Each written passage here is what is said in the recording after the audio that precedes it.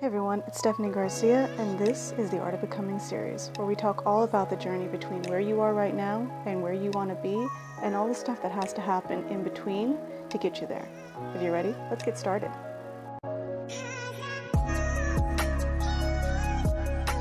Hey everyone, I want to talk about something that came to me when I was out running errands today. And it's this feeling of pulling back in our lives. So essentially showing up as ourselves and then something happening and we pull ourselves back or we go back into hiding. So it's the moment when it says, don't be too much, don't be too loud, don't you talk too much, you talk too loud, oh, you're too quiet, you're too this, you're too that. Essentially, in some way, we get the idea or the feeling that we are too much in some way when we're just being ourselves. It's in those moments where you feel truly like yourself and you're really excited about something, or you're putting something out there because you feel the impulse to put it out there. You want to express yourself in some way, and some kind of feedback you get, something in that gets you to hold back. So, or it shows up in another way where you want to say something, but then you have thoughts like, well, I don't want to say too much. I don't want to hurt this person's feelings. I don't want to step on any toes. I don't want to rock the boat. What if somebody says, this or that? It's all the same energy. So I want to talk about this because perhaps it's something you can relate to. So, but I wanted to talk about it in a little bit of a different way, because as I was running my errands today, I thought to myself, today is Martin Luther King Jr. Day. And I thought to myself, what if Martin Luther King thought to himself, I don't want to step on anybody's toes. You know what? What if he had held himself back? What if he thought, this isn't worth it. I don't want to rock this boat. I don't want this to happen. What if that happens? What if they think this? What if they do that? What if he held himself back in some way because he was thinking of that or worried about that? I'm not saying that he didn't think that way. I don't know how he was thinking, but what if he did? What if Rosa Parks said, I don't want to inconvenience anybody, so I'm just going to get up and I'm going to go move back to the other seats where I'm supposed to go, right? What if Maya Angelou decided, what if nobody likes what I write? What if I insult somebody? What if they have an opinion? What if they say something? I'm just not even going to write my poetry. I'm just not even going to show up. I'm going to stay right here in what I'm doing, and I'm just not going to put myself out there. What if they did that? What if instead of continuously stepping forward, they stepped back? What if? What would we have lost? What would we have never gotten because they did that? So let's talk about this thought of I don't want to be too much. Or these thoughts of what if they think this, what if they do that?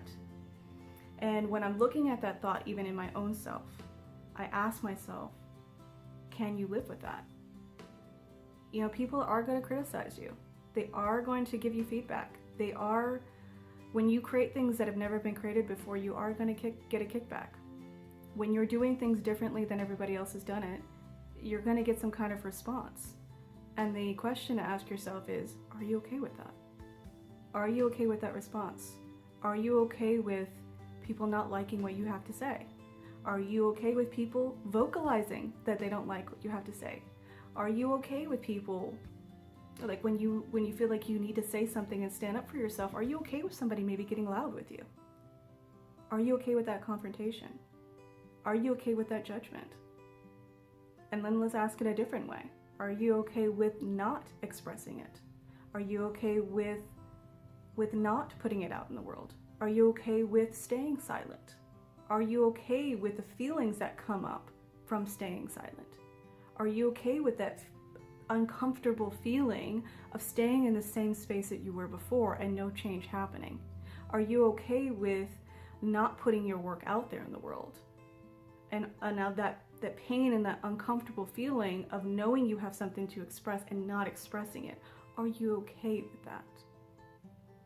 Are you okay with the fact that if you don't express it, because here's the thing, if we don't bring into the world what we are meant to bring into the world, it dies with us.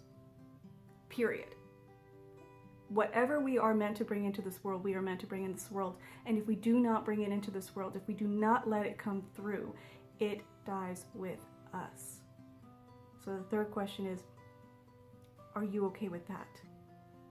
Are you okay with it dying with you? Are you okay with it not coming into the world? Are you okay with not doing your part? Are you okay with the status quo? Are you okay with things as they are? Those are some questions that I ask myself when those thoughts come up. It's reminding myself, is what is going on right now okay with me? And if it's not, I have to step forward. And yeah, are they going to make, is it possibly going to be some kind of reaction? Possibly. Am I okay with that? Because the pain of staying here is worse. We gotta also initially, I think, deal with the feelings involved with putting yourself out there and expressing yourself, or creating any kind of change in this world. That fear of what could happen, that's essentially what's going on. You know, when we have these thoughts of what is this person going to think, I don't want to rock the boat, all those different things that I've already talked about. Essentially all they boil down to is, if I do this, I don't feel safe. If I express myself fully, I don't feel safe against someone else doing something to hurt me. That's essentially what we're talking about. All of those thoughts, the one main thing they're all talking about is, I don't feel safe being me and doing this. Okay? So how do we handle that thought? Well, of the examples I gave today, Martin Luther King, Rosa Parks, Maya Angelou. Martin Luther King was assassinated. Rosa Parks was arrested. I'm not really sure. I imagine that Maya Angelou was maybe in some way criticized. I'm not sure. So don't quote me on that. But of the three people I gave an example, two people had consequences that came at them when they created those changes, when they did what they felt they needed to do. So the idea of our safety makes sense. The concern and the thought of our safety makes sense. Creating change sometimes is not always responded to very well, or wanting to change something is not always responded to very well. So how do you handle it? How do you handle those feelings? It's so important to get support. It's so important to have community around you. It's so important to have people that are in your ring, right? So Martin Luther King had people in his ring. He had people who were surrounding him. He had support. He was not the only one going down this road, right? He was making the decisions to do this, to speak out, to be a voice for the voiceless. And he had people who were standing with him and supporting him, okay? And many of them got affected by all of their decision to walk forward in this.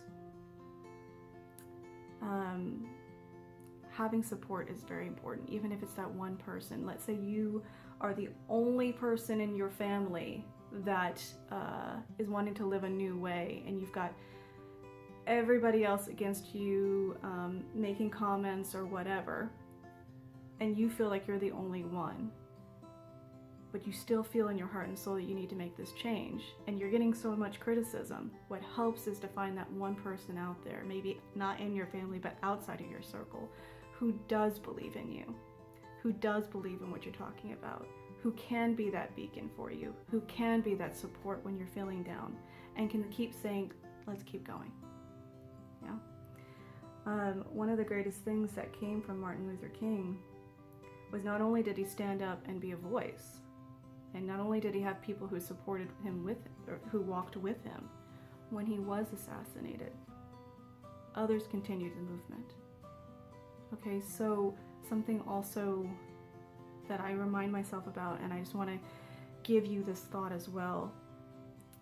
The change that you will bring into this world, who you will affect, what your work and what your expression will do, not only for the people around you, but the generations coming after you. The effects are no small thing. Okay? The effects are tremendous. Okay? What we bring and what it does and how it affects people has a ripple effect. Okay, so it's not just about you. It's about what is being done through you, essentially, and what echoes and carries on past you. Because again, we're all in this together. And essentially what you do in your life, and what I do in my life, and what another person does in their life, it is our legacies. It is our intertwining in this time to create a movement in its own way. Create that momentum, yeah? That the next generation will then carry, and then the next generation will carry.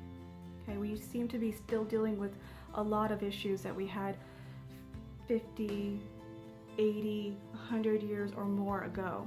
And a lot of us might be looking at it going, man, are we ever going to move out of this? Are we ever going to change it? The truth of the matter is, if we really look at it, we should realize that it's always been changing. It's always been evolving. It's always been growing past where it was. Okay, we're not living, even though we're still having so many of the same issues, it's not exactly the same issue. We're actually handling it and dealing with it from a different angle. Okay? We're evolving a little bit more and a little bit more, and it's all through our actions and our choices to be a part of it and to show up fully and do our part. That is how we create change. That's how we create, that's how evolution happens, and it's how we evolve more and more every single day of our lives, and then every generation that comes out afterwards. So maybe that's something that you can think about if you're holding yourself back, or you're scared, or you don't want to show up fully. Just think about the generations after you who are going to thank you for doing so. Thanks so much for listening. If you'd like, share this episode with a friend. That way we can get it into the ears of people who need it the most. You can also visit my website at theartofbecoming.me. While there, you can go ahead and download my guide, Own That Shit, 3 ways to own who you are, own what you do, and own it out into the world. Thank you again so much for listening, and I'll speak to you soon.